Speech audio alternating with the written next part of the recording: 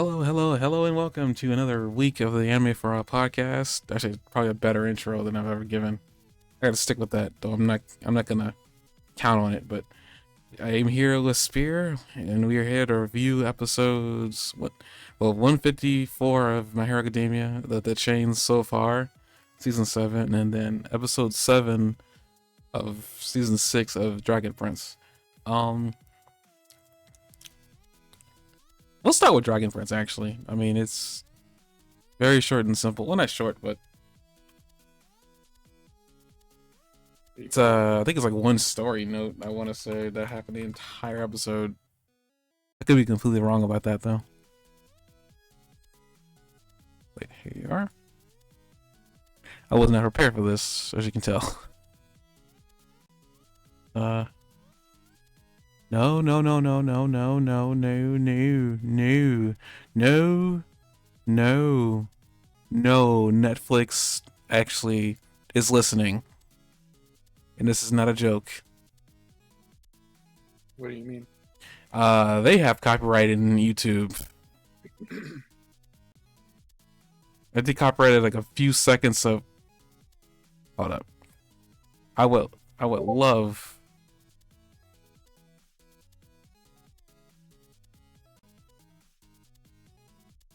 But yeah, I get like the last thing. I think I let a little bit of like the episode play accidentally. And then apparently they just flagged it in YouTube, and I was very shocked at how fast it happened. Oh wow. So I think I removed it. So the last podcast, I'm pretty sure there's a space in there that's quiet. More than likely, I think.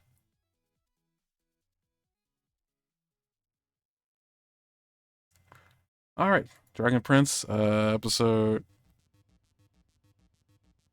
It doesn't look right. Wait, what happened?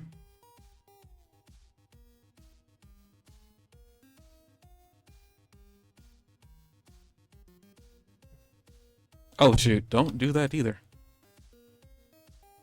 Episode 7, the Red Wedding. Apparently I didn't really realize because I looked up the Red Wedding because it sounded really familiar. At least the name did. I'm guessing this is another one of those World of Warcraft things.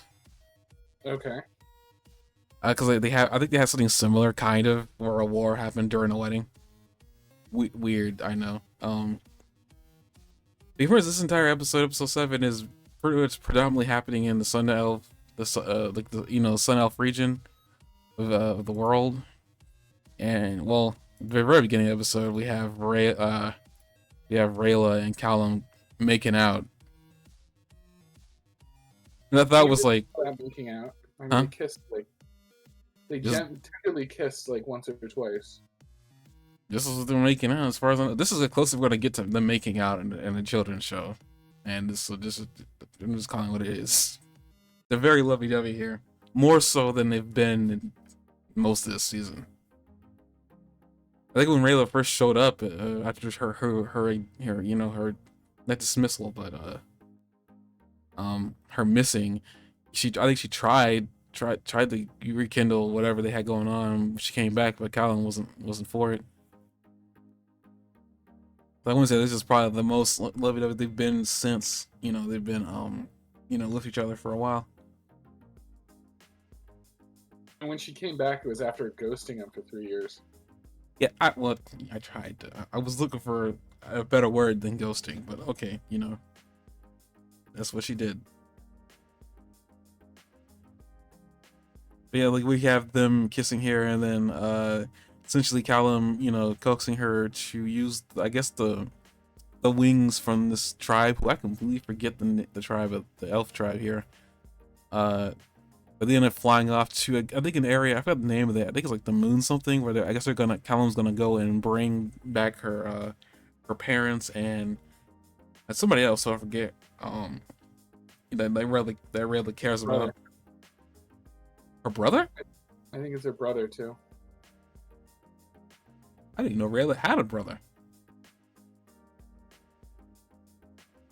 Was this something stated early and I completely forgot? Yeah. Prove me wrong then. But I believe it's her mother, father, and brother. I thought it was her mother, father, and some person who took care of that lion thing. She took. Well, whatever. We won't really know. I'm not gonna go in in the thing to prove you wrong, or to prove me right, or prove me wrong and prove you right. But what it's gonna happen. We'll see. At least I think that's what we're leading to. Is, these characters finally making an appearance. Uh,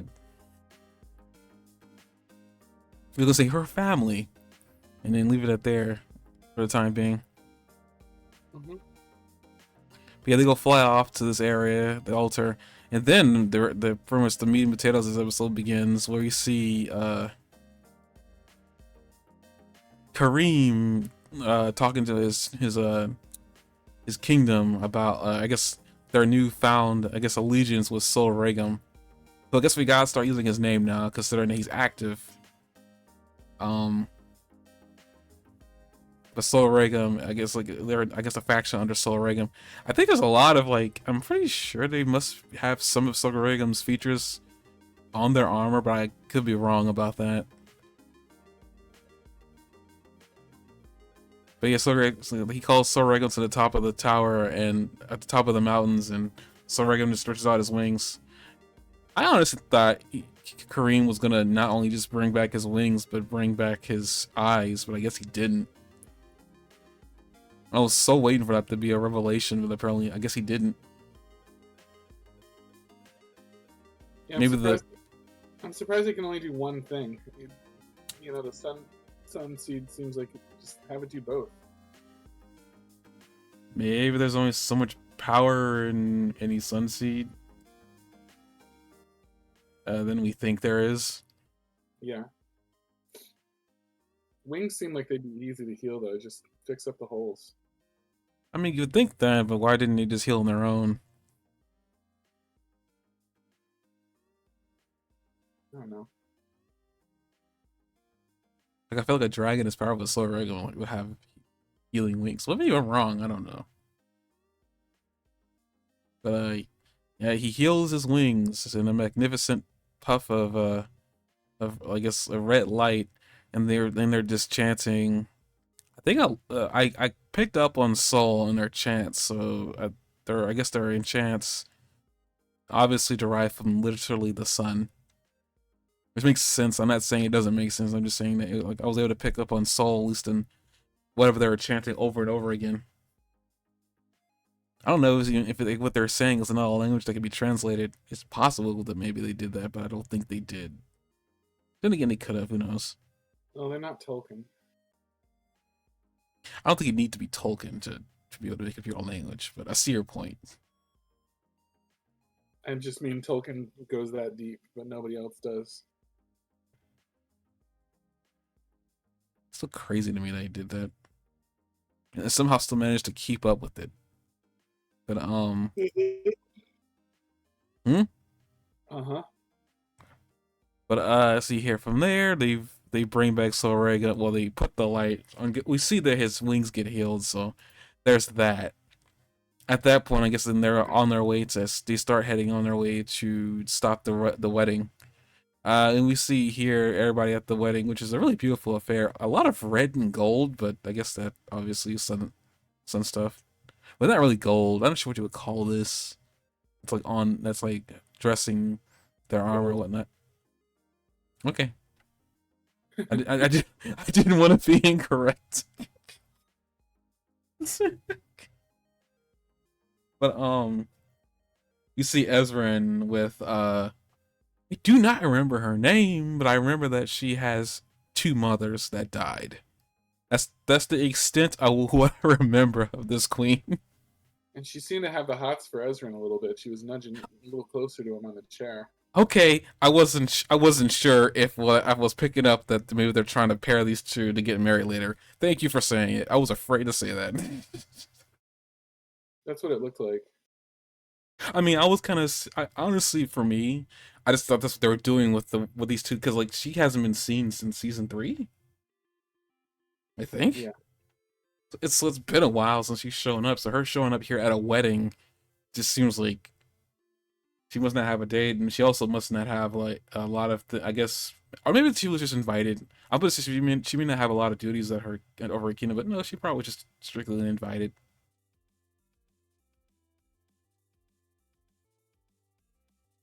A lot of humans and elves at this wedding, which is obviously what they want. A young girl here, I didn't even see that. Yeah, they're at their they're Amaya and not Frick. Amaya. Wow, I'm really bad at remembering names on this show. This is, and I make fun of Spear for this a lot. Yeah. Don't expect me to bail you out. I don't know the answer either. Help.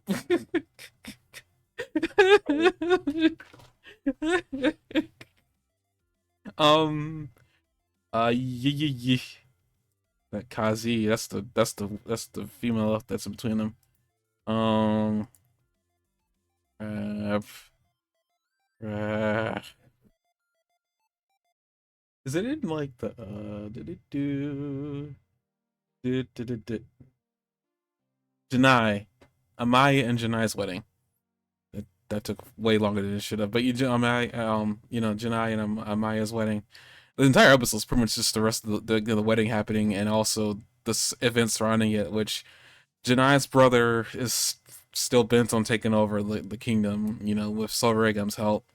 He enlists his help, and I guess he tells him to fly in the sky and wait for their call for him to come down and rain fiery justice, which is believes the words he used, fiery justice upon them all, because he doesn't think the humans and elves should be together. But other than that, during the wedding, we see a lot of people in the audience, human and elves alike. This is really nice. A lot of red, I gotta say. And also, I guess another thing Cool. too. And white.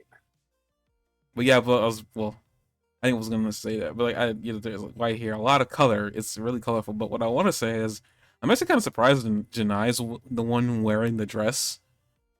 I honestly thought Amaya was gonna be the one wearing the dress, or at least both of them were gonna be wearing the dress. So it was kind of shocking I to think see. tough because she's gonna be the queen. It'd be awkward to be the queen, but with pants on.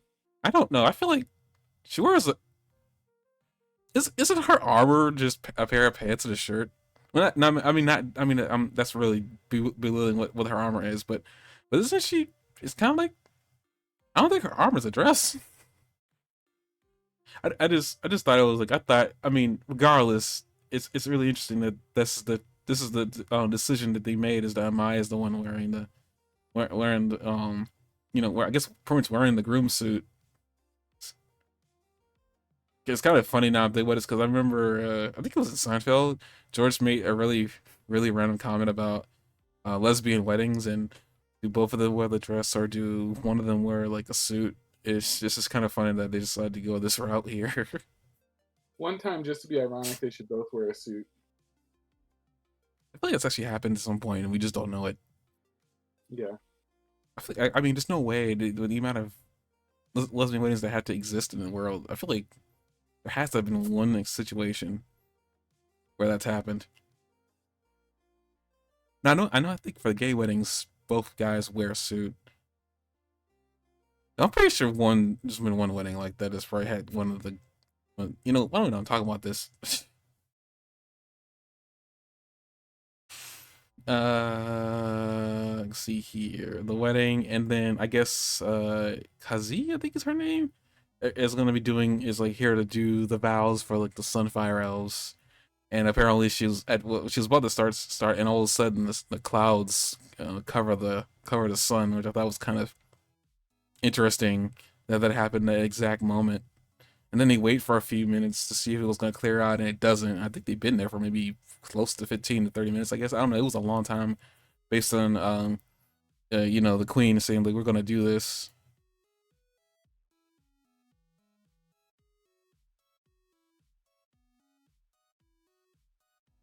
That's weird. I thought they were sitting on like a bench thing, not like two separate. And I didn't realize that Zim was here, which actually makes what happens later on make more sense about like how he was able to get there so fast.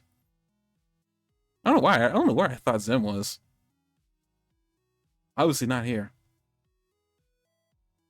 You could call him from quite some distance if he wanted to. We know that. Yeah, no, but like I assumed that maybe Zim was still over at Azadia, but then when he called him through telepathy later, I was shocked that he came there so fast. But I guess Zim being here and then how fast he got there makes way more sense now. At the speed that Zim was able to go. Like, good gracious, like okay, well that didn't. I don't know why I didn't notice. Again, I'm watching these like when I'm at work, trying to pay as much attention as I can to it, and then also doing work. I did not notice Zim was here. I didn't notice Bait though, because Bait being Bait, eating all the eating all the cakes Yeah. later. I guess another like interesting little moment is Ezra and the the Queen, just laughing and enjoying, I guess talking to each other, and Ezra's stomach growling, and her just giggling at it. I was like, okay, that's kind of cute. I see what they're doing. I can hide that from me. Chemistry. And the chemistry is not just in his stomach. Dang it. But with that, like they pretty much go on with the wedding after they wait long enough for the clouds, because Amias is something really clever, or not clever, but like really, I guess, thoughtful. And like the sun is still out there, even the clouds are covering. I was like, well, that's actually really beautiful, even though I know she's literally meaning that you can still do the wedding regardless of the sun being visible.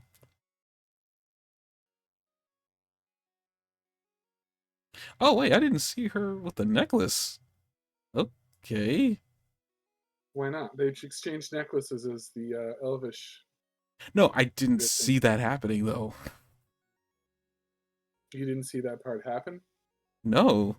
I think I must have looked away at a very bad time. Um Again, it must have had this is just the day of looking away at the worst time possible. But yeah, they start their wedding vows. It's really nice. The because he finishes her end, and then Amaya's interpreter is about to start his part, and then we see him crying, and then him doing the typical "I promised myself I wouldn't do this." I was laughing at that the entire time. I was like, really? Did they really have to pull that line of all the lines they had to, like, stereotypical lines they had to do at a wedding? They had to do that there. But then Amaya manages to calm him down, and then I guess he's about to start doing his part of the wedding. And then uh one of Janai's guards rushes in to tell them that her brother's outside, like approaching them as they speak. And it looks like Janai's about to end the wedding or postpone the wedding for right now to go deal with her brother. But then Ezra decides to say that he'll go talk with them. You go and still have the wedding, but I'll go talk. I'll try to go talk him down. As Ezra tries to be, the progenitor of love and peace. Literally, love and peace. Janai at first doesn't want to go along with the idea, but then Amaya convinces her otherwise.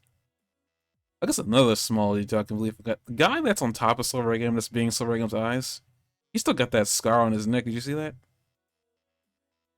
The guy that was riding Yeah. with the blue lines on it, like he shows at the end. But yeah, he still had the scratch on him from, like, I guess he was supposed to. I'm guessing he got bit by those shadow things, but it's surprising that he's hung on this long without changing. Unless it's not what those are. I always assume that's what those were. I don't think that's what those were. Well, it makes more sense about why Silver Eggum is over at Zadia, because I was very confused when I was like, what does Silver Eggum have to do over at Zadia? Burn the humans down. But why there? Because he had a pact Humans are with. disgusting monsters and need to die, according to many of the fairy creatures. But no, I see what Silver Eggum has been like. He's been in seclusion. He doesn't know what the humans have been doing at this point, or even like if they're still disgusting creatures that need to die. I mean, like they weren't the reason why he lost flight. Who do you think's gonna stop? Who do you think could stop Sol Regum? I can't. Only I, one I can think of it at that castle is Viren. all you talking about there at the castle? How do you talk about it in general in the world? I was like, I can think of one person, and she's really powerful and very motherly. But okay, No, at the castle. I mean, he should be able to just reduce the castle to ashes, but Viren could stop him, Well, they would need to trust Viren first. and he would have to be willing to use dark magic. Yeah, there's also that. Or he could have a breakthrough and somehow. I mean, I'm not gonna. I'm not saying. I'm not saying this is what I believe is gonna happen. It's just a. It's just one of those. I'm gonna throw it out there just for a laugh. Maybe he could tap into some power and learn how to use actual magic. I know it's not gonna happen. It's just something I wanted to throw out there just for giggles. Um, If Claudia happened to be approaching the castle in time, she could stop him too. But again, she'd have to be willing to use dark magic.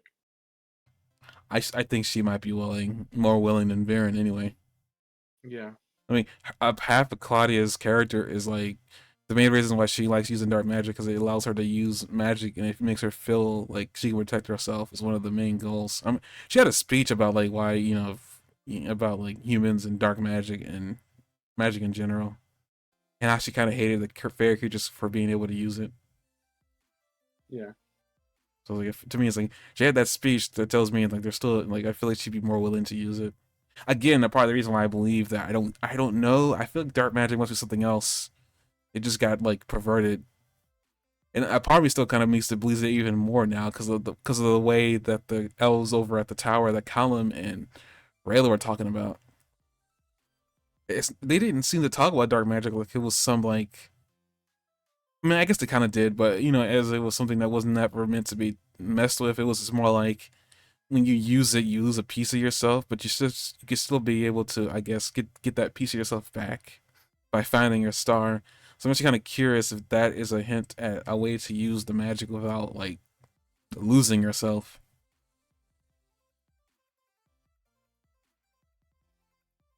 So me, dark magic, maybe dark magic, but maybe there's a way to use it where it doesn't taint you. I don't know. Thoughts in my head that probably don't make any sense and probably won't ever come to pass, but it's just one of those things. Um, Yeah, well, earlier on, like I mean, like how Kareem tells Sorrigan like late in the sky, I think Faris or whatever his name was would be like up there to be your eyes. Yeah, they did not heal Sorrigan's eyes. Like it is still a scarred giant scab. Hmm. Wait a minute. Can I get like a good view on him scratching his? 'Cause that looks purple, not blue. Well, I guess bluish purple. Oh, it's purple. Okay, I was trying to. Pinkish purple, if anything. Hmm? Pinkish purple, if anything, not blue though. I can see blue in there. I think it has a lot to do with the color and then also his skin tone, but we're not A going to get into that sunstone needs to information. heal your eyes if you can see blue. What? I think a sunstone needs to heal your eyes if you can see blue. It's in there.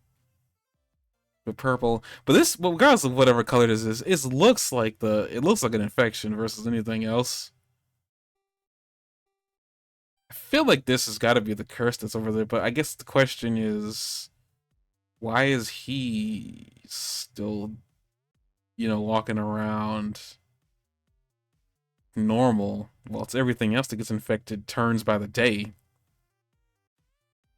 The only thing I can think is that maybe he's the reason why the curse exists.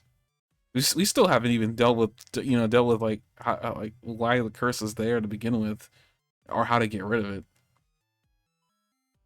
If there is a way to get rid of it, that is. Hmm. And he's been out there in the desert for years after he got banished. No reason why he wouldn't be the cause of it.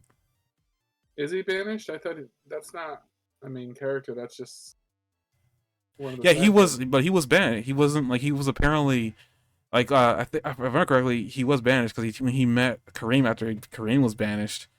Um, yeah, like I guess like, I think they talked about like his past and how he was in the desert for a long time because he was apparently in the capital at some point, but then he got kicked out. Maybe he wasn't banished, but he got kicked out. I think he also like has something to do with the Sunflower Elves because he's wearing, I think, what I would say, close to royalty type of gear. Cause yeah, he said he lost his no, he lost all his equipment. Like they took it away from him before they kicked him out.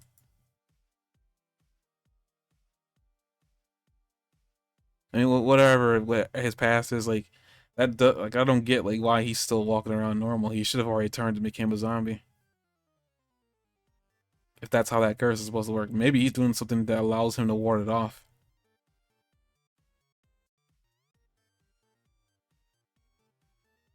But after that, Soreg, we see Esvern offering to be an envoy for for the queen.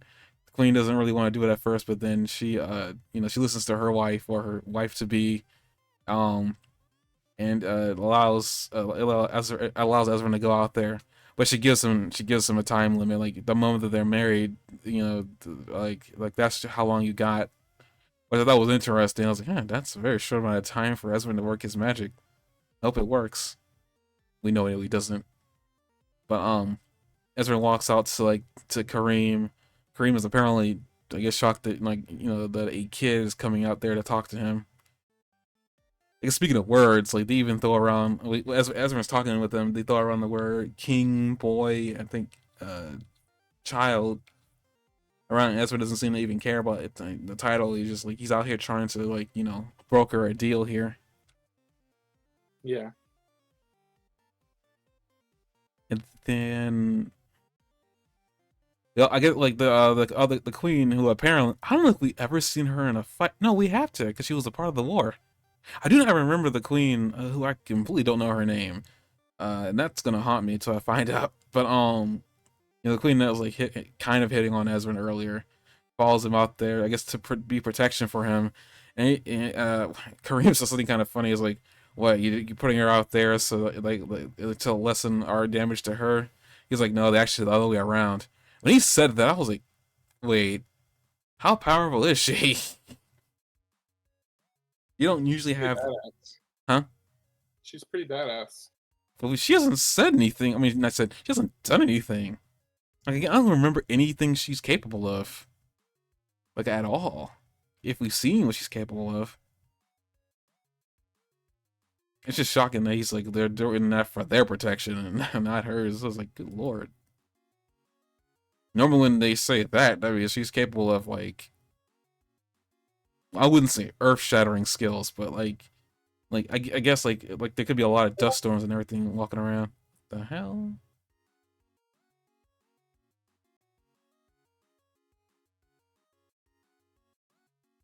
Oh, sorry, no, that was just a notification for the podcast going out.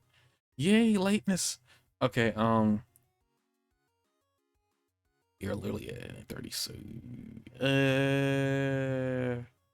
well, Ezra goes to talk to Kareem, then the wedding's happening with Amaya and Janai. They say their vows. Which is, very sweet, very heartwarming vows. I general, like, how they met each other, and I like how they kind of brought up that when those two first met, that they actually got into a fight. I forgot about that, but I do remember that they definitely did get into a fight when they first met. I don't know who won that fight. I don't think anybody won, did they? Probably no one remembers.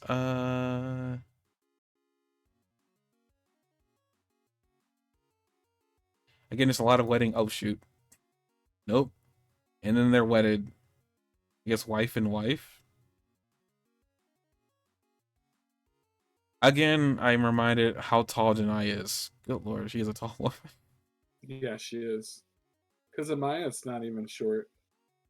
Well, that is also true too. I didn't even think about that. She's above average height, isn't she? Yeah, I think so. Yeah.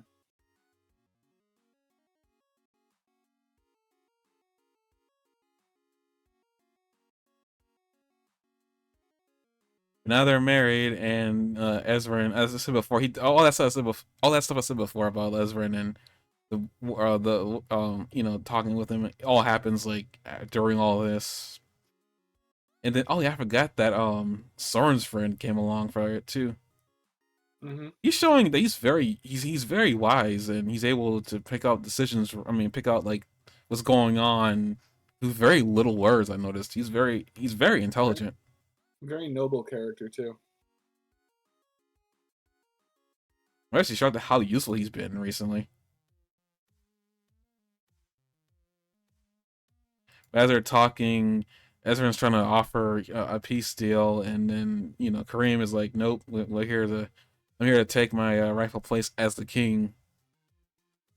But then Ezra's like, "You like your sister, like you only have one army. Your sister has like three."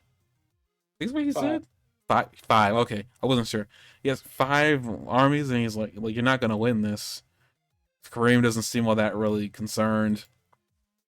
And then as this is happening, as they're talking, he asks him, "Does he love his sister?" He's like, "Yeah, he loves his sister, but he deeply believes she's going down the wrong path," which is like that's very selfish sounding. He's also kind of been like the racist elf here in terms of like he doesn't want humans and elves living together, which is strange, but whatever. I didn't realize in his design he had like his eyebrow was cut. Not that it means It's anything. It like just, hmm? people like that design for eyebrows. It's interesting. I mean, I kind of like it more whenever you can see it happen to the character and then it just stays like that. Yeah. Actually, that headband, that headdress, it actually is like Sol Reagan's like crown, his head. I just noticed that. So Oh there's definitely yeah, some really good motif of point. Sol Reagan on him. Hmm? That's a really good point. I didn't notice that. So I thought I saw, but I wasn't sure when I was talking earlier. But okay, yep. At least on him, and that's what's going on. That's when it's Kareem, like this guy over here who I completely forget his name. You told me once and I completely forgot. But he ends up like sussing out that apparently something's not right, and he's looking around that none of them have like shields and they're not like readying the weapons or anything for a fight. Now, that was interesting detail. The point out was like none of them seem to be at the ready to get into a fight, and then he finds out that like Sol Regum is like at the ready to be called down.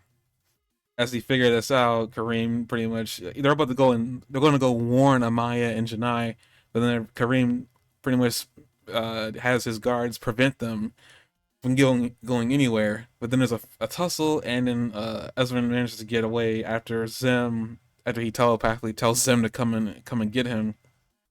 Which again, this is the part of the episode I was like, how did Zem get here so fast? It wasn't like he was nearby. No, he was. He was at the wedding. He was very much nearby. So him getting there was actually really, really easily. I got a question. What do you think of Kareem and the whole stereotypical glass and the wine thing that he was doing this entire episode? it's almost The glass. some. What do you mean? It's so evil villain in terms of like talking to the guy and he's just drinking wine out of a wine glass. I mean, obviously, yes, where else would you drink wine? But it's just like you usually only see that type of behavior from a villain. Which I mean, obviously, I guess it's what his role is here, but still, it's just one of those such a really weird detail that they gave him. Like he could have just been sitting there talking to Ezra and drinking out of a normal cup. I just think it's kind of weird that just he has a wine glass.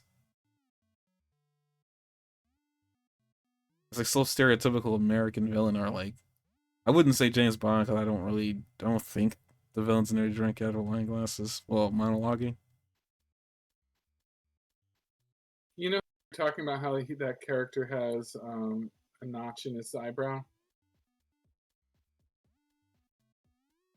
I mean the cut. I mean, go on.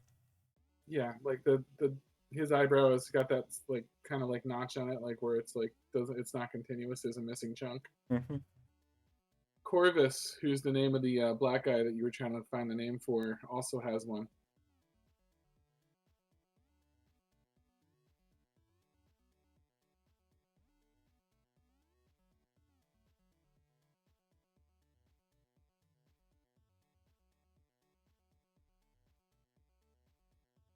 I'm silent because I'm trying to find a still image of him really quick. Here, I just sent you one.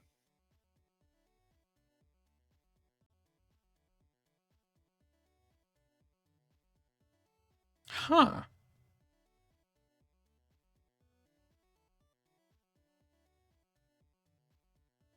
Probably doesn't mean anything, but I thought I'd let you know. Yeah, I mean, it probably doesn't really mean anything. It's probably just a design choice. I wanted. Did we see that happen? I don't, not that that matters or anything. I just like I thought like I don't know. I feel like he showed up without it. Was that before he became a good guy or?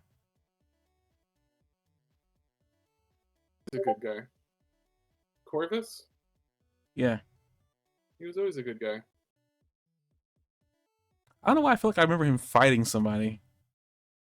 Well, like one of our main characters. Okay, He maybe. fought with them in the beginning, but it was because of a misunderstanding. It wasn't because he wasn't a good guy.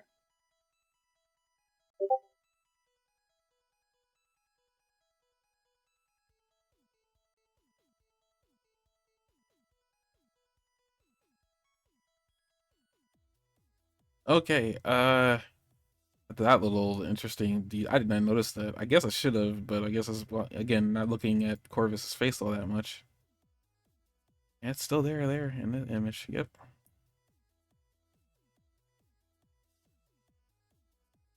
You see, Zim gets Ezra out of out of there free, and then Corvus, sacrifices himself to stay. I guess to be a hostage. What was the point of Kareem having a live hostage from all this? He planning to make an exchange or something like that? I think he was just stroking his ego. Yeah, I could buy that. And then like the queen, I feel like her. I wish I could remember her name. I like to call her actually by her name versus calling her the queen. But after she sees what's going on, she fires an arrow, which I thought was kind of. It was a really pretty looking arrow. It looked like a flower on the end when it opened up. Yeah, I was assuming it was some sun elf magic. Ezra tries to gets away. He gets in the horse. Kareem's wife tries to stop him, and it doesn't work. He ends up running towards Janai's army, who's about to rush off into like I guess start another war. Amaya does not seem like she's convinced that this is the best idea, but she goes along. Wait, I saw her face there. Sure. Does Ezra like run past Amaya and Janai at some point? Because when he's running towards the people, I thought he was gonna rush towards Janai and Amaya to stop them, but no, he ends up running into just normal, I regular think they're not very soldiers. close to where he was. Okay, I was very confused about like positioning of where he was, because he ends up running in there, trying to stop them, and unfortunately it doesn't work. And then Kareem sees that they're rushing towards him, and he calls down Sorregum, or he has his wife call down Sorregum. Doesn't work. Sorregum is nowhere nearby. And he's like wondering what's going on as I guess as he's losing the war now. I was like, well, look, Ezra tried to warn you. Wondering what happened with Soul Reagan. Like they had a deal.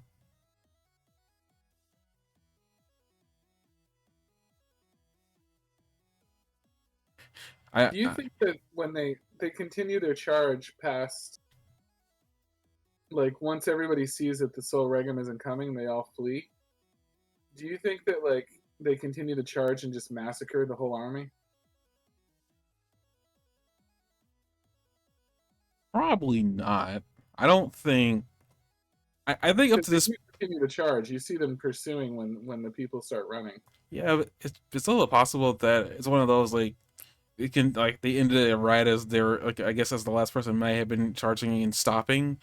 It's possible that maybe they stopped and we just didn't see that.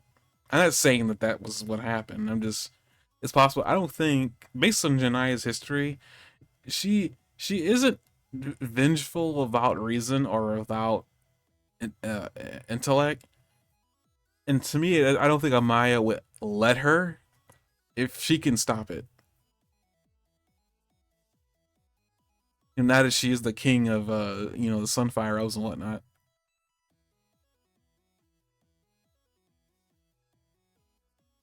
Queen. I thought she was named Queen because I know that Janai was the Queen. But they just both I named think they're both. Queen? I think it's Queen, and we don't like to talk about this one. I could have sworn that they. I want to find out, and then we'll move on to the episode of My Hero Academia.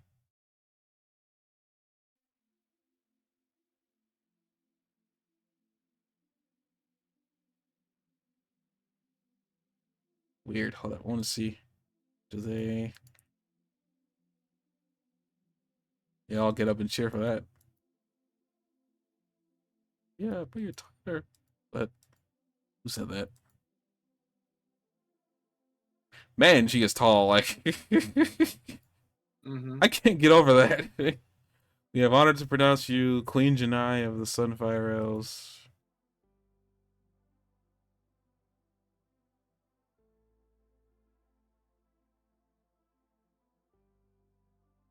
And her wife, Queen. Okay, I thought I heard King. Whatever. Queen and Queen. Whatever. I mean, yeah, they're both queens. Okay, I got confirmed. I could have sworn I thought they named her King. Whatever. Well, if she is queen. Well, that doesn't mean she's queen of the Sunfire Isles. That just means she's got queen status. Because she's technically queen of Zadia because she's the sister of the queen that died.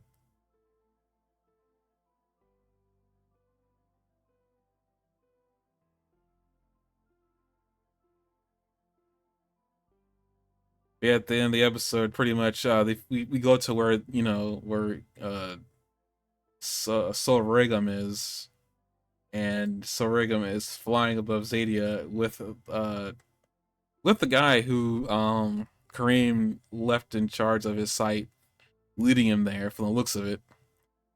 Um, and that's where the episode ends. This is like episode 7, right? Yes, episode 8. There are 2 more episodes left, and the next episode will call "We All Fall Down." I do not like the sound of that. Not one bit. Yay! Okay, I guess with that we're gonna talk about My Hero Academia. Good episode on Dragon Prince. Things are definitely picking up. Uh, with this part of the show called Mystery of Erebos, I guess I'm more believing that maybe there is some thing about Erebos we don't know about. I don't want them to make me feel bad for him because I'm very susceptible to that. Like I'm very susceptible to people like them like making villains like not villains anymore. Like or maybe they were never the villain to begin with. Because now it makes me wonder: if Erebos is not the villain, who the heck might be the villain if he ain't the villain? Shoot, don't mute that.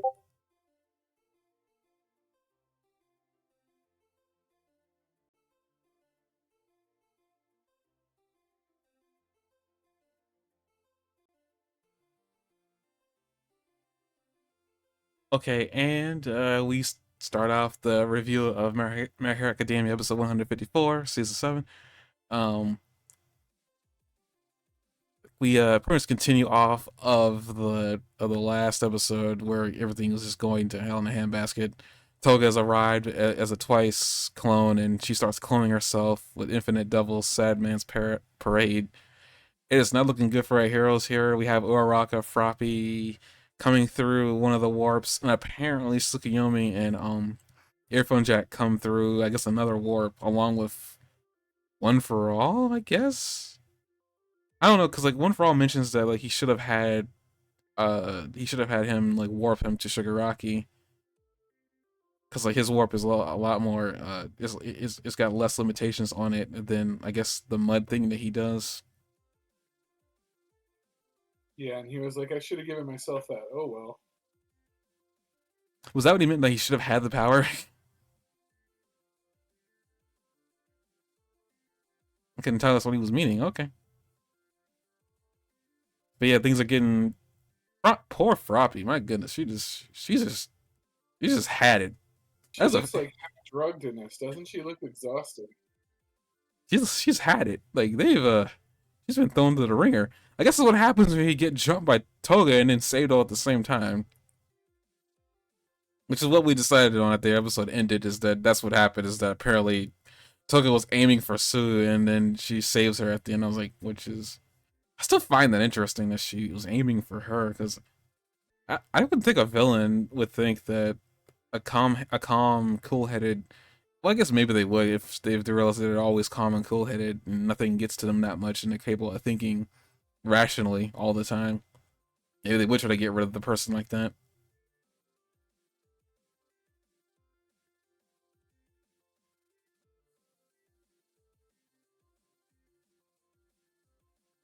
Yeah, this is like this is like everything that's happening right now is like I guess you say like how are they gonna get through this?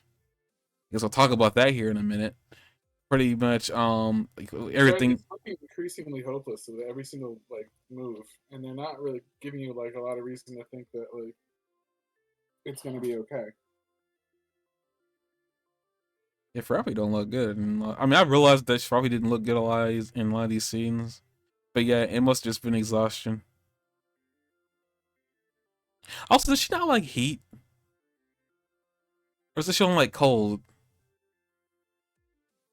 I forget which one it is. Because one of them puts her to sleep, but maybe she's not good in the heat either. Oh, I don't know. The only one weakness she has is that she's, I guess she's like warm blooded or whatever, and she when she's in the cold, she ends up like hibernating. It's definitely hot here with all the fire. Yeah, yeah, it is. A lot of flames. Uraraka and everybody else meet up, and then they start talking. I guess a little bit of strategy. I wonder how like Tsukiyomi is doing right now. He's got 3 girls on him. Saying that out loud.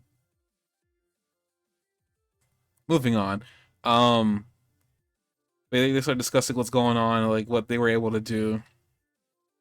Uraraka believes that they need to, like, she's still looking at Toga, and like Toga is being, I guess, her being her main responsibility of, like, of ending the sad man's death parade. But Toga has pretty much thrown all caution to the wind. She does not care. Goes out of the goes out off the goes on the whole like there's no like maiden love here anymore. I'm like, wow, I feel kind of bad for her considering all that, like, she kind of, I guess she kind of had her heart broken a little bit, even though not really. They could just had a different way of looking at the world than she did.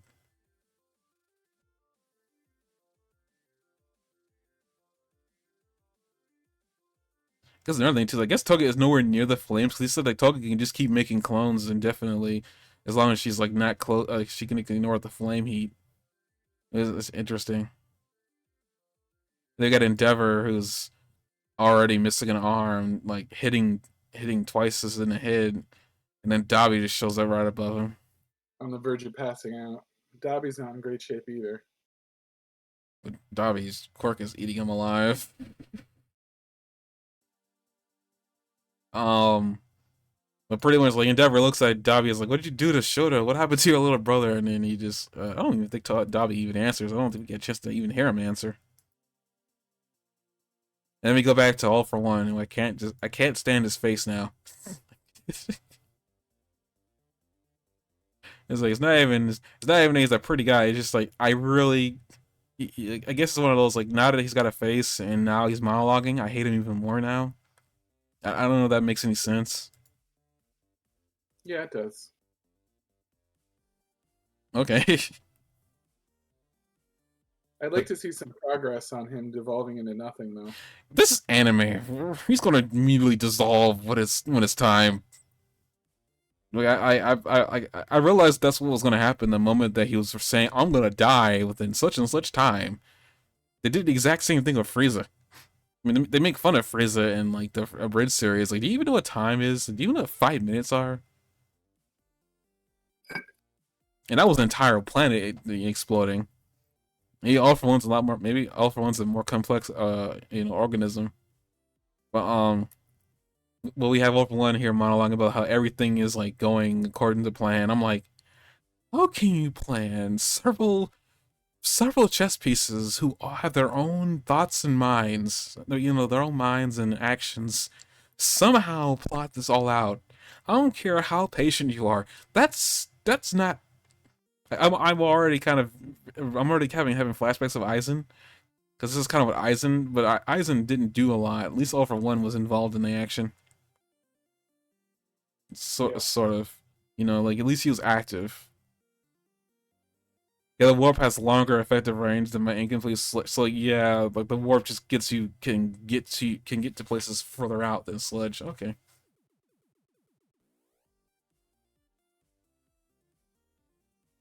Like in the All for One's gonna go. Apparently, he's gonna go jump to Shigaraki. Hawks gets in the way. He pretty much taunts him with like, "Well, you don't trust Shigaraki," and then like All for One kind of has that face like, "Of course I don't trust him." I was like, "Jeez." I mean, I guess he has reason to not trust him, but still, it's like you claim that you have all this trust and just admiration inside, Shigaraki, and then you like apparently you don't trust him enough to get the job done.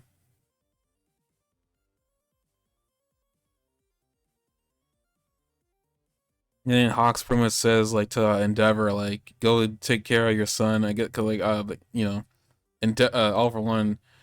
Like I guess the one want to say too. All this talk with All for One, like Hawks mocking him with the whole you don't trust Shigaraki, and he brings the fact that like Endeavor nearly defeated you before you needed to use that trump card. And I was like, well, that's actually true. All for One literally Endeavor did give him a huge blow. Unfortunately, that blow literally was reversed with the Erie's quirk that he took. But I mean, he forced him had to use it.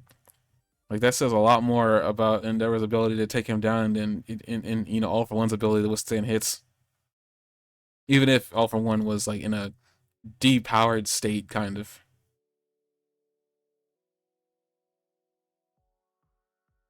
There's a pretty good blood stain on his face, huh? What Hawks' face? Yeah. I mean, yeah, it's a pretty big one. It's the size of Texas. I'm not sure. Well, Hawks if is pretty fearless of him to go attack All for One like in point blank like that. He's lucky that that's all he came away with. He's lucky that's all he came away with. All for One isn't really concerned of any of these people. He's literally at his peak that he's ever been at, and he has nothing to worry about from them. I mean, he kind of just goes out and says that. He's literally wasting his time on this battlefield. Yeah, There's that's what nothing Hawks there. is going after. Sorry, continue. I did it again. I apologize. You're fine. I just said he's literally wasting his time on this battlefield. Like he's got a limited amount of time left, and he's just chilling on that battlefield. Where like I don't see any way, and he shouldn't see any way that like anybody survives that situation.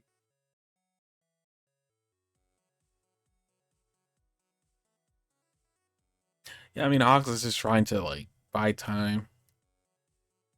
At first, I didn't think people were gonna lose people in this freaking fight, but I'm starting to as we watch more and more of this war, I start like realizing that yeah, there's no way there's some deaths happening on the hero side. There haven't been any yet, but there's gonna be. Wouldn't it be great if Endeavor dies? I mean, if he does, I guess it'd be an end to his character arc. Maybe it's I guess a good way to redeem himself, kind of. And then Bakugo dies, and Endeavor dies, and all the character arc, all the fire characters just start dropping. Why do you hate me? Why do I hate myself? I do this to myself. I mean, all joking aside, I do this to myself when I get types of fire. I have a fire bias. I'm well aware of this. In any fantasy world, I usually try to look for where's the fire at, even though it's kind of contradictory. If you believe in like zodiac signs, my zodiac sign is the complete opposite of like the element that I cling to. You want to guess what that is? I'm an Aquarius. So I'm water's addicted to fire, huh? I'm literally under this, I like my zodiac sign is the complete opposite of like what of the element that I choose in any fantasy genre. Though recently, well, not recently, in the last couple of years, I used to say I kind of liked electricity, kind of because it's like it's cool. But like the element that I really cling to a lot, and I like element that I like because I think it looks cool. Well, water, I mean, and it's only in recent fantasy where water's kind of looks cool in any situation, but it's like water doesn't really look cool most of the time. I mean, shoot, even in here, like, I think the only water hero that I'm aware of that even you could even consider cool is the Water Hands, and I don't even know that he's really cool. The guy that's able to like giving Monoma the water in his eyes to keep Eraser as quirk going. Like water does not have like a really. So even Earth gets better rap in this show because like I mean they got the one of the pussycat ladies who's able to manipulate the Earth around her. I do this to myself. It's like I like fire characters and it's really cool and you know they get to live and they're not evil or douchebags. Uh,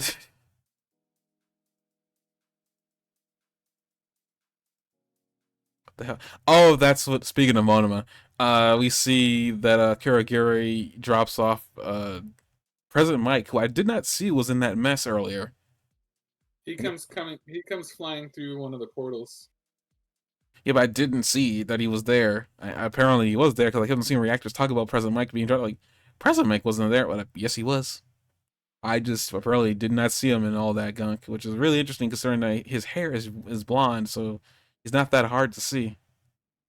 What other bodies are even in that mess? There are like other hands and legs in this thing.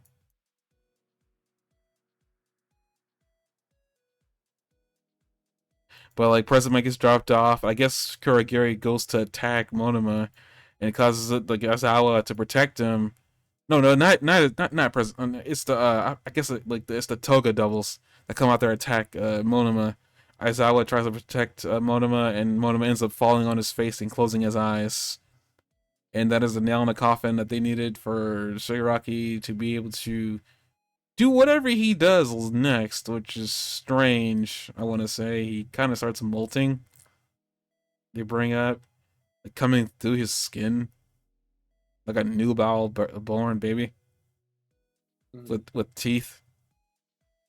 It's a Very very like it looks very Pink Floyd The Wall to me. The way he bursts through and screams, like its art style is reminiscent of that.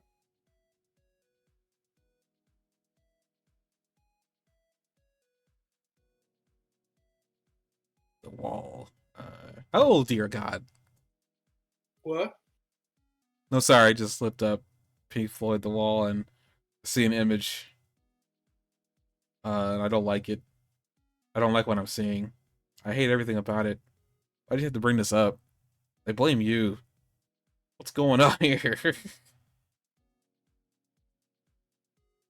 I guess speaking of musical artists, there's actually a musical artist. I think well, I'll be able to talk about him in a minute. I just sent you a picture in No, I already seen it. I already looked it up. the screaming face in particular. Ah, I don't want to see that. I already saw an image of it. I already saw it very. Ugh. Ah, that's disturbing. I mean, my dreams tonight. Ah. Oh, I don't know why I'm having that kind of visceral reaction. I really shouldn't be. That's all right. It's like an uncanny valley meets something else. I'm not sure what it is. But yes, he's bursting through the wall, and the twice doubles are just making the platform heavier, and everybody's like what like everybody's freaking out. Hatsume, yeah, Hatsume is like yelling at everybody, like, "What's going on with the berry?" and whatever. It's like, I guess to keep everything going, and the heroes try to get like like Kaminari and everybody else off the ship, but then they realize that they can't. Also, like all the electricity is being hacked by this guy, Skeptic. I don't know that we even talked about this, but I was made aware of something very interesting about this guy. Um, he's a reference to a musical crew. Oh, really? um, are you aware of? I think it's the Gorillas. Yeah. Um, I think the name of their company. Hold on, let me just look it up really quick. Something Incorporated. Forget the name. You read this or you just think this? No, I heard this, and also I read it on the wiki that he's a legitimate Gorillas reference.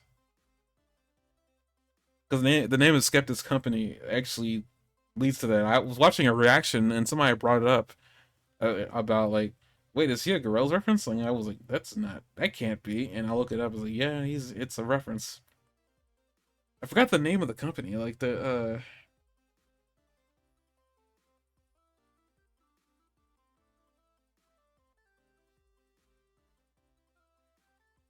Yeah, it's everyone on the internet. You look up skeptic gorillas, it's everywhere. People are literally picking up on it.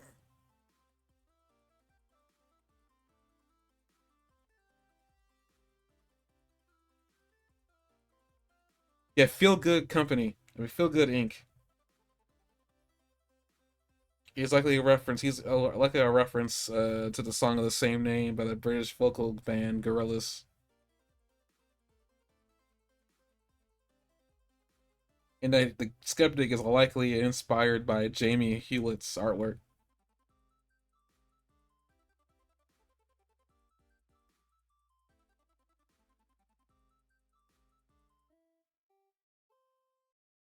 Yeah, he's a literal he's a literal Gorillaz reference. That's funny. I thought that was funny. I thought that'd be kind of you get a kick out of that too. I was like, this man's a literal musical icon, but he's a villain. What's the connection? Because in gorillas they're called skeptic. No, it's like Feel Good Inc. Apparently, because I think Feel Good Inc. is something is used in anime, but 1 minute, 'cause I have the wiki here I can read from. Oh, what the heck? Okay, thank you. The name of Tomoyatsu's company, Feel Good Inc., is likely a reference to the song of the same name. Yeah, there's a song called Feel Good Inc., and his company is literally called Feel Good Inc. Okay, but what is it on the My Hero Academia side? What's the reference? Tomoyatsu's company, the Skeptic's company, is literally called Feel Good Inc. Oh, is it? Okay. And it's saying that his appearance might like is possibly inspired by one of the artworks from the band members. Oh, cool.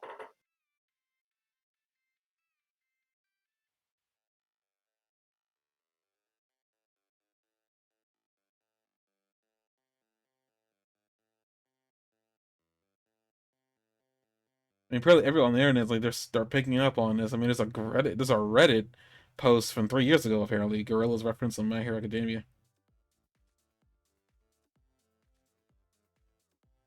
and it sounds like they literally went and asked the dude if that's was the case, and apparently he confirmed it. It's everywhere on the internet, and like it's on the wiki as like a note about him. Normally they wouldn't put that on there if it wasn't confirmed or not. I'd say normally, but I mean, he kind of looks like. I mean, at least with Feel Good Inc., it's kind of ridiculous. Like that is a really random string of words to put together just randomly. I'm not saying I'm not saying it can't happen, but I think I think it's one of those that can't be coincidental. Yeah, for sure. But like with Skeptic here, and he's like hacking everything. Deco's dealing with exhaustion. Meanwhile, we have the business students all still here filming everything that's happening.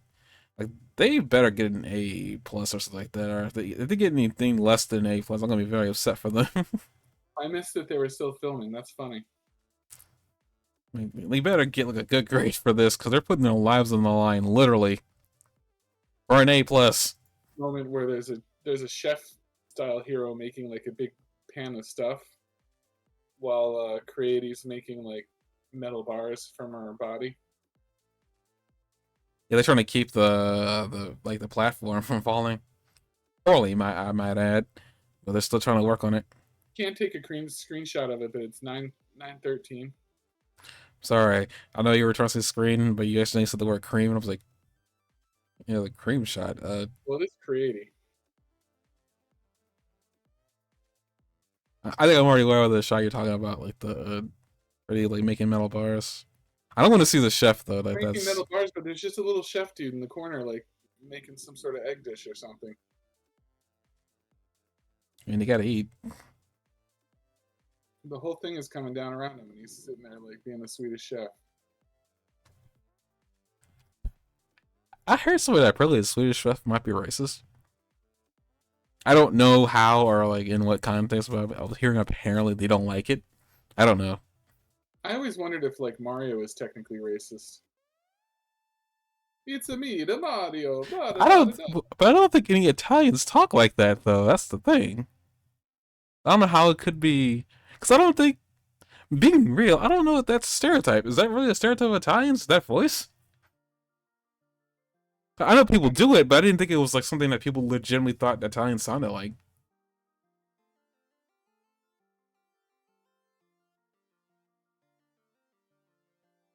I guess it could be racist. I don't know. You had something to say before I accidentally cut you off? That's a bad habit of mine. Hello? You there? You talking to me? Yes. Oh, I thought maybe you were talking to somebody else. Yeah, you were saying something there before I had to cut you off, which is a bad habit of mine. Oh, Still, it's already gone. damn it. Something about Mario being racist? Yeah, I know. I'm just saying that like I'm looking it up right now. I think the thing is it's technically racist, but because nobody's very bothered by it, like it's okay.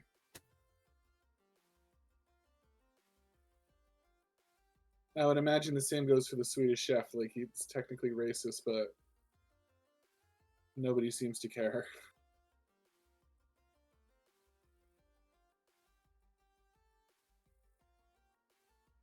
I think I gotta fight the whole Mario. I think it's like, do people really think Italians sound like that?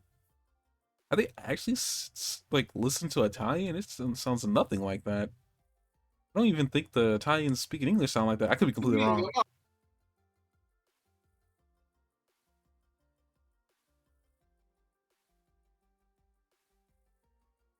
it's a me, a Mario. I could see it. But do you really think that Italians sound like that? I, I always thought it was just a joke. People just I think did. I didn't think people thought it was true. I think stereotypically they sound like that. Hey, Vinny, what are you doing? I guess now I think about it, I only ever used that accent. I'm trying to be funny. Maybe I'm part of the problem. Moving on. We're getting to interstitial politics about what's racist and what's not. Uh, Everything's kind of going, from going bad again. Like things are just getting worse as the episode keeps going on. Like there's no like way out for any of the heroes. We come back to Skeptic, who's already hacked into things, and like it seems like Skeptic's gonna win, and then he gets hacked. Wait,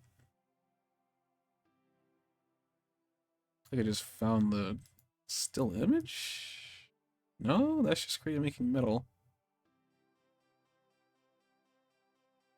I do not see that. Is it just me, or is like Shigaraki overly buff for no reason?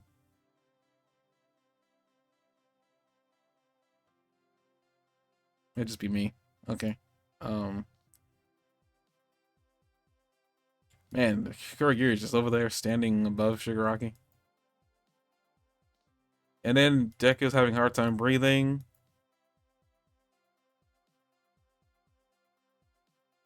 As a side effect of like I guess keeping transmission on. They had to move his arm to activate. I guess it's always on. And then like Skeptic is having fun hacking, and then we have our first of many cameos this episode. La Brava apparently shows up, and she is hacking his hack. What I thought was like a really cool. Oh, they call her the uploader villain. I thought that's what I thought I saw, but I wasn't sure. Uploader villain, La Brava. Apparently, they released her from jail to help out, like, unhack the hacking. Which I thought was kind of cool that they brought her in.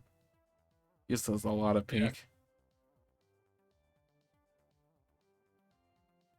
I barely had remembered her. I remember the gentleman guy more than her, which is weird because she's the more obvious and loud of the two characters. Well, he did more than she did. She was more of a support thing than in the action and whatnot.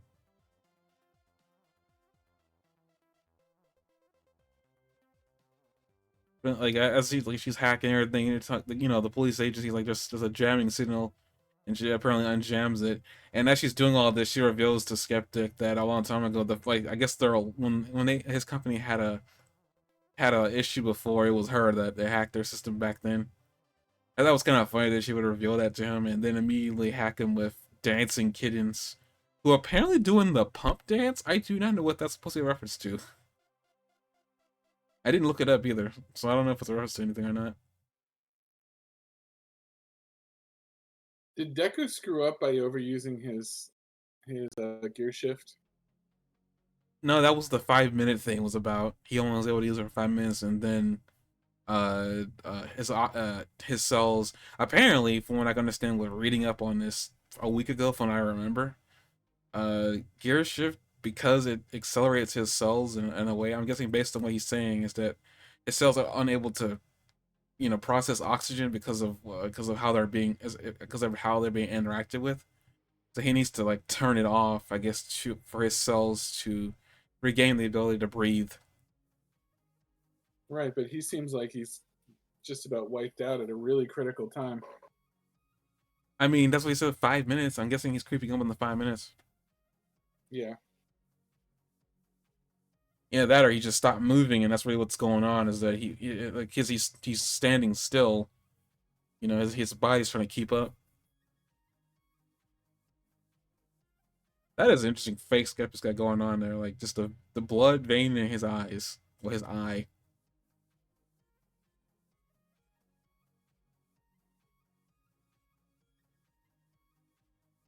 The meme that just dances on his screen the whole time is pretty funny. I don't know if that's a reference to something because like they call it the pump dance, and I don't know what the pump dance is. I don't remember. Maybe I'm old. I don't know. I don't know what that would be in the real world. The hamster dance. I don't even know what that is. You don't know what the hamster dance is? I mean, I don't run across a lot of memes. Like if I'm being real, hold on, let me look it up. The hamster dance, though?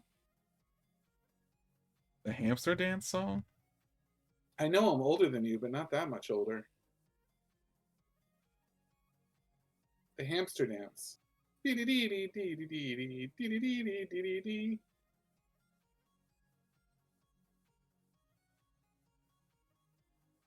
Oh, I heard this. I've only heard the music. I've never seen the visuals along with it. Yeah, that's what it reminded me of. I thought that's what it referenced to me. Yeah, I guess I could. I don't know. I didn't look into this when I saw his clay. He was like, it's obviously a reference to something. I just don't know what the reference is. Okay, it could be the hamster dance. I don't know. I didn't really look into it. But like, It as was they're like created in 1998. It's one of the earliest internet memes. 1998. Oof.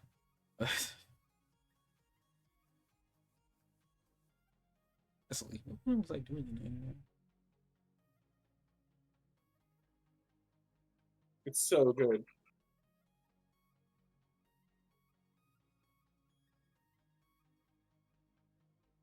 See here we have like the cops. I guess like I don't like. It sounds like the cops like wondering if it's a good idea to let the villains help them out, or at least the ex villains they're letting out help. It was a good idea or not. Some people are believing that villains are villains, and I guess others don't believe that. That villains are people. Yeah, well, they weren't going to walk away from this otherwise. Meanwhile, Deku's having a hard time breathing, wanting to save Shigaraki, and then Shigaraki's like, at least from the least I can tell, I think this Shigaraki that we're dealing with right here, right this very moment, and I think it might be the little kid. At least with the way he's talking to Deku anyway, and he's like, you think you can still save me or something like that. And he says like, I'm your villain. This is like the Shigaraki that we were dealing with earlier.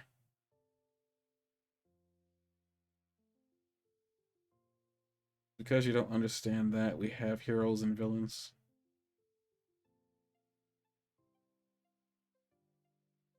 Because at this point, it seems like the coffin is still coming down. La Brava is like, yeah, like all these. Geez, that's a cute tip of twice on there. There's just a lot of twice up there. Good gracious, Toga really is making the most out of however long she's got to be able to stay transformed as twice. Twice apparently doesn't have a limitation on his quirk. But that's actually in his quirk. I said no. It's just apparently he doesn't have a limitation on this quirk because, good God, I mean, I these think ones aren't even in the wasn't same. These ones aren't even in the same place as the other ones. They can be thousands of miles apart from each other and still going strong. no, I get all that, but like, wasn't like I guess actually, I don't think it is like a limit because isn't one of the wasn't one of the issues Twice had when he with his power in the first place is that he just constantly made more of them. He need in order to prevent that he just he made the uniform that he's got on as a way to contain himself, so that way he only makes clones when he wants to. Like wasn't like a point when he first discovered his power, he was just making clones everywhere. Like Yeah, there was no rhyme or reason to it. He was just making clones everywhere he was going. and that's what he's doing now. But she knows that these clones will wear out in 45 minutes. And what is like Twice is like being the weight to bring down the coffin. Seems like Shigaraka's gonna get what he wants. And the skeptic's like running away with his computers after like La Brava hacks his systems. That was kind of funny. And then like the Deku Light over here is over here with the Beast guy, and then also Joker. We have not seen in seasons now. This is I almost did not remember her name when I saw her. I was like, who the heck are oh it's Joker. We have Deku Light over here, and then also like this Beast guy who's got a muzzle on his face. I guess he guess he would be a heteromorph, wouldn't he? Yeah, he would. There's not much to support that heteromorphs get like torn down in the series and the footage of the series. You just have to take it from the word of the people that like are upset about it. Well, I mean, according to I mean, to go back to everything that happened with Spinner and all the heteromorphs that were out there, um, one thing was stated, and it's kind of true in the real world. When it comes to rural areas, anywhere, regardless of like how a certain group or race of people are treated, regardless, it depends on where they are. And then the resources that are available to where they are. If they're in a rural area and there's no good education to begin with, they're not gonna have the resources to get the things in place to treat them better. So you're not gonna hear about like you're probably always gonna hear about the good places that are treating people good, but you're not gonna hear about the bad places, the places that don't treat people correctly. Yeah. And there was a mention of like Heramos being treated badly during Deku's vigilante phase, but it was like it was put there and then they swept it under the rug. I don't know why it was suddenly brought up during that part of the series and then brought up here. I feel like that would have done better. That conflict would have probably done better if it placed in every season. And I bet if I go back now, I probably would find pieces of them placing what's been going on with them. And I look really hard, but I'm not gonna do that. That's a lot of work for no real payback. Hmm. But I'm pretty sure maybe he placed some of it, even if it wasn't obvious. But all that's going on, like I guess they got skeptic now, and now we have, as Spear brought up earlier, Gentle is back, and I was not expecting this guy. I mean, I wasn't Yeah, expecting La Brava. I they're really pulling like stuff out of like the woodwork for this. mean, it works. I mean, like, some of these characters are just people who are kind of misunderstood, or apparently I don't even know. I need to go look back and like really read on Gentle, but I kind of want to do that right now because it might spoil something for myself. But I was watching some reactor bring up something about Gentle's past. Apparently, and I guess I don't remember this too well. I guess during Gentle's little arc that was very short lived. Um, apparently it was that Gentle accidentally killed somebody, and or he was framed for a murder. Is that what actually happened to him, and why he became a villain? Because I do remember something about him not really wanting to be a villain, but he ended up becoming a villain anyway. I think that's correct. And something happened with him, and he ended up being framed or something like that, and then he ended up becoming a villain afterwards. So, like, I mean, generally, it makes a lot of sense, especially after we see General like hopping. What's his quirk again? Something to do with the air? or something. I barely remember him. I remember liking him, but I barely remember the details of him. Like also, I think, what is this quirk? I was like, what in the world? And then you bring up like the air is like elastic or something like that. And I was like a trampoline. I was like, was that his quirk making the air like elastic? But as he's hopping to like the coffin in the sky, we apparently go back to 1 month earlier after the attack on Tartarus, when all the jails were attacked and opened up, and all the villains were able to get out. Apparently, the jail that Gentle was in, nobody got out. Apparently, Gentle managed to hold them all in there and knock them out. I thought that was interesting, especially after he tried talking him out of it at first, and then they said, "No, we're getting out. Who are you?" And then apparently 1 moment later, they're all like knocked out, and like, good lord, like he took them all on by himself. Like, dang, man. I guess they really weren't all that dangerous, because I mean Muscular left, so I mean I guess the more dangerous dude that was there wasn't. But still, like, that's impressive. That's a lot of people to restrain. Yeah. I thought that was really impressive. I was like, good gracious, for a guy who spent his life causing mayhem, you did a good thing here for keeping all the people who are trying to get out. I guess all these people, except for this guy over here and this guy back here and this guy back here, are all normal looking and human. I guess. Hmm. I guess maybe that contributed to it too. I don't know.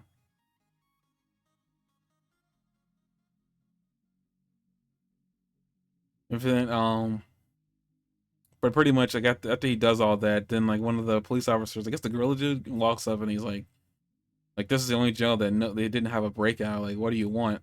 It was like, geez. I don't think Jenna was doing this because he wanted, he was hoping that he was gonna get something out of it. I guess he just wanted to do something to help. But then he says Hmm. like, I just want to steal La Brava, which was like nice. So he wanted to steal La Brava. I guess he wanted to try to. Did La Brava get put in? I know you probably don't remember, so I'm not gonna. I mean, this is really just a question just to ask. Did La Brava get put in jail? Yeah, I'm assume so. So maybe he got La Brava out. I don't know.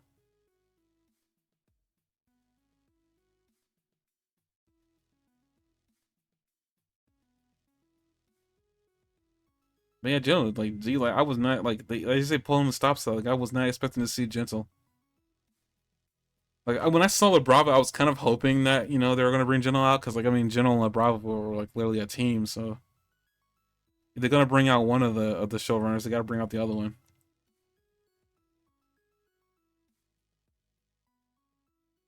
I love how he's listed as gentle criminal on the radar.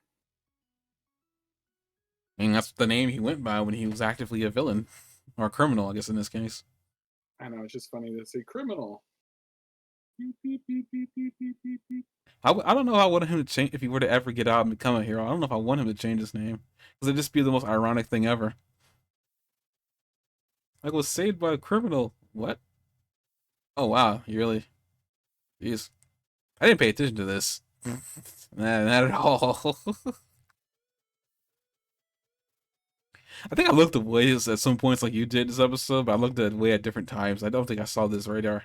If I did, I didn't pay much attention to it. Like, Gentle, then is having is like he just wants to repay Deku. Apparently he's over beneath the coffin falling, and I guess he just like with or La Brava, who I do not remember her power, but it looks like it has something to do with powering him up. I guess, or powering people that she loves up, I'm guessing, is what her power is.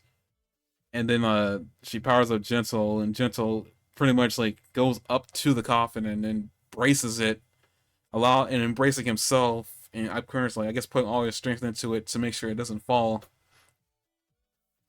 And probably Deku doesn't notice it's happening, or Gentle's around, and when he overhears that the air is like elastic, he's like, "What?" And then he's like, and then you just see go back to Gentle, and he's just like, he's crying. This is a lot of tears this episode, apparently. Yeah, A lot of tears.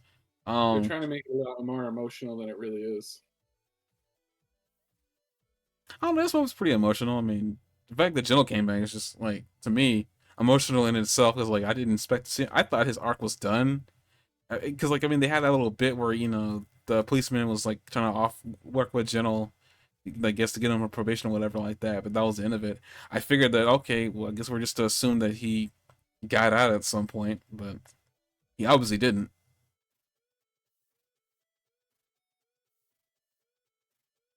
The music though was actually pretty awesome too here. Like very like very emotional. I guess maybe overly emotional depending how you feel about the moment, but I thought it was really nice. We had this flashback of Gentle when he was younger.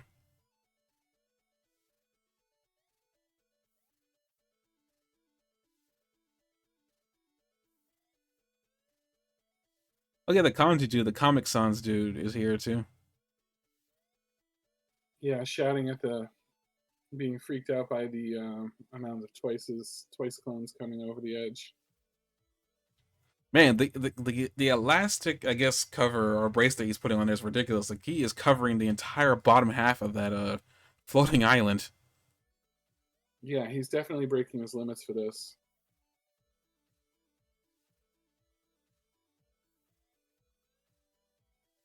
Buying Meanwhile, we time have to regain control of it. Buying time for them to regain control of the flying coffin, so that they can get back online and not die in a crash in the water. yeah, that would be devastating, wouldn't it? It would ruin your day. They're running a day. Just all those twices up there. My goodness. They didn't have to keep animating them. I mean, they didn't have to. There's a The scene. twices are moving kind of slowly though. Like I want to see what happens when they get into the main arena. I think they're just there for a distraction to cause mayhem. I mean, if you really want something like to really freaky happen, I think you need to make more togas, but I don't think she has the ability to do that.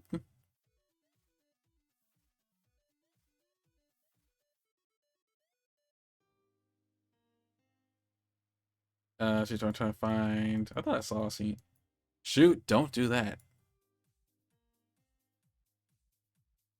Oh yeah, that happens here. Like Deku finds out that Gentle is here. Trying to look for the scene where Gentle was younger, but I guess that doesn't really matter. And after like the break, after Gentle braces everything and does his part, Shigaraki apparently starts moving again. One of like I think it's number two tells Deku that Shigaraki is moving again, and Deku apparently is moving really slow at that point, and he's looking at Shigaraki as he's like bending down to place his hand on the ground, and then all of a sudden a piece of hair bullet just comes flying across the arena and shoots his arm off. Instead of his head. We talked about this. I don't think that would work. On Of top of course that, it would. Deku still wants to save him. Well, the shit. Nobody else does. Deku don't care. This isn't Deku. This is another character. No, I'm talking about Deku still wants to save Shigaraki. Trying to shoot him in the head would completely null and void that entire arrangement that he's been trying to set up the entire time. Yeah. I guess speaking of which, too, apparently because One for All and All for One are in the same vicinity, they're resonating each other. So apparently they both can see into each other. At least like all the vestiges can see into Shigaraki, see what's going on in there. Like I'm glad that he talked about that. I guess at some point they might talk about this episode, but they're able to see within each power to see what struggles going on.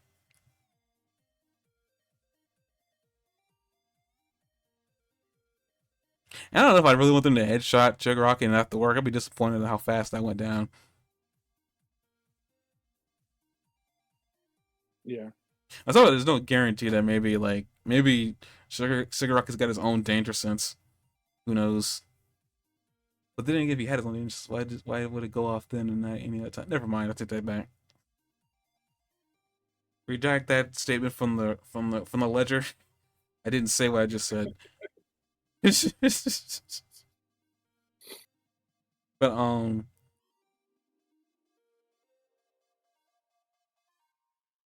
but we see Nagant, and like Nagant's another villain that Deku saved. I thought it was kind of cool to see Nagant. At first, when I saw her there, I thought I literally my first thought I thought she was dead. But then I realized that no, she would just burn nearly to death.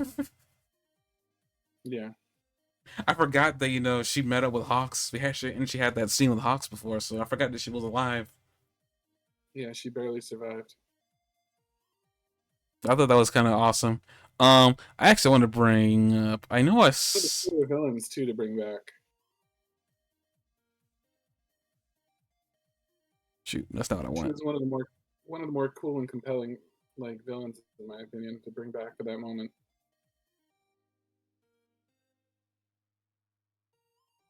Yeah, I was really excited to see her. I was actually kind of hoping she was going to show up, and then when she did, I was like, yes.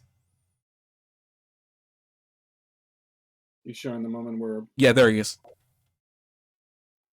All Might walking through a door with the suitcase.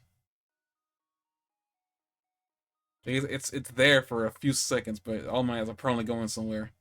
To where I have no idea. to no good. He can't do very much. Maybe he can get some help from some. Well, Hatsume's like on the battlefield right now, so maybe he can't go. Hmm. All Might's old like support dude is dead. Right? Yeah, I wonder what he can do. Maybe he can go see Eri.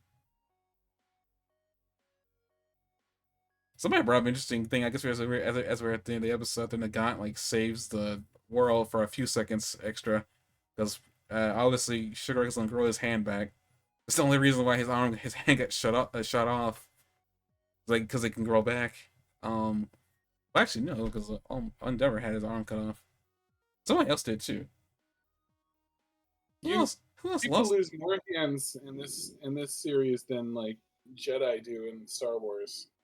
Oh yeah, and then Everybody loses hands in this series. Bunny Girls. What? Like she didn't lose Bunny a Girl, hand. She just Endeavor. lost the limbs. Yeah, but like losing limbs and hands, especially, like happens nonstop in this series.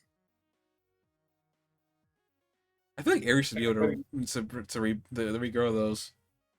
yeah, I think she should be able to. I don't know if this series will let her do it. But they should. Well, I guess maybe the consequence of that would be her quirk would go into overdrive and she wouldn't be able to shut it off. Man, that's a really bad quirk The to have as a little limitation of girl, her as a little quirk is that kid. Hmm? the limitation of her quirk is that her horn shrinks a little bit when she uses it. I thought her horn grew when she used it. No, I think it shrinks. So no horn, no quirk. I mean, you say that, but we've seen her quirk in overdrive before. Yeah. What I mean is they wouldn't be able to have her just like be the world's perfect healer, like, and heal everybody of every single problem, like, because she has a limit on how much she can use it. I don't know if that would just disappear if she overused it though. That'd be a really weird power to have. Like I can only use it so many times, and then I'm back to being a normal human. It'd be the weirdest. I mean, it would be interesting if they did that, but like, I mean, it'd just be the weirdest. It'd be Yeah. interesting for her, but that's like I don't know. I guess he's done weirder things. Um, I think I had a thought and I completely lost it. Oh well, I guess if I lost it, it's not that important. I guess I can watch the ending because I did not watch the ending credits. If there are any. The preview, you mean? Yeah, the preview. Jeez, like really, business team. This paper ain't worth it.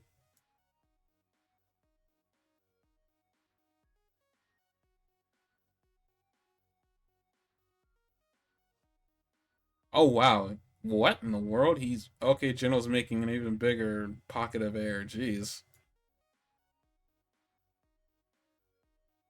I think Hawks might die here. Oh, okay. Tsukiyomi don't look good. And it just panned off a Hawks in what appeared to be Shigaraki's hand with the hole in it. Yeah, I'm calling it here. I think Hawks is dead next episode. This has been pretty close to dead a few times.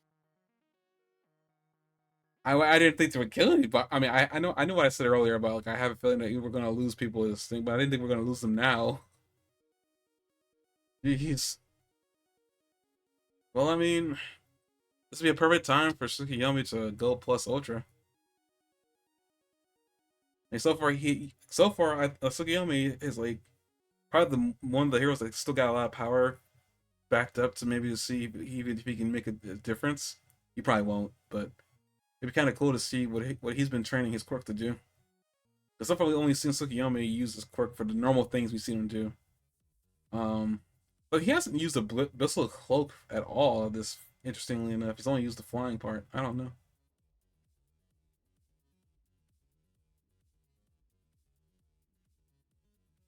Maybe there's like another evolution to his quirk we haven't seen yet. I had no idea. I don't know how much further other than letting Black Shadow out and maybe having his own body for a few minutes. I don't know. I don't know if you want that though, considering Black Shadow on his own is kind of dangerous. I guess we'll see what happens next episode. That doesn't look good. Like that is an image of somebody who's seen somebody die or nearly get killed. One of the two. Okay, but I guess with that, we will come back next week for same thing, same time. It's gonna see if my hero goes on another break. I don't think it does, but you know, it doesn't hurt to check.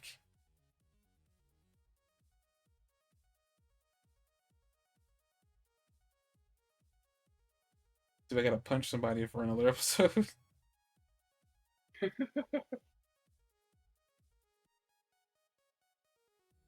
Is that why you had the fist in the Anime for All?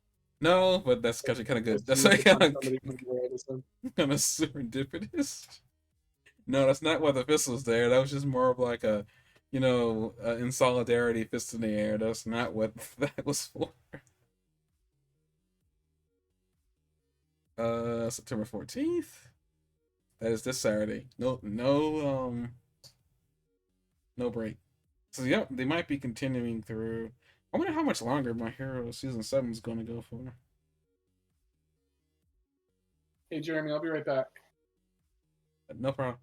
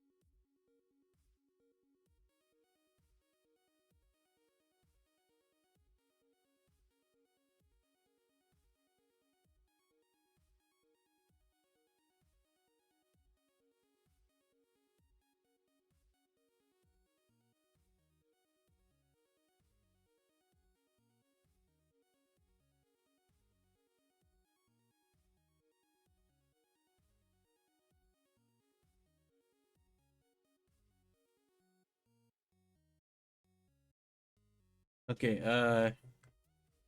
you can actually end it here. There's no point in keeping live. See you guys next week. Spear will be here, I think. We'll keep you up to date.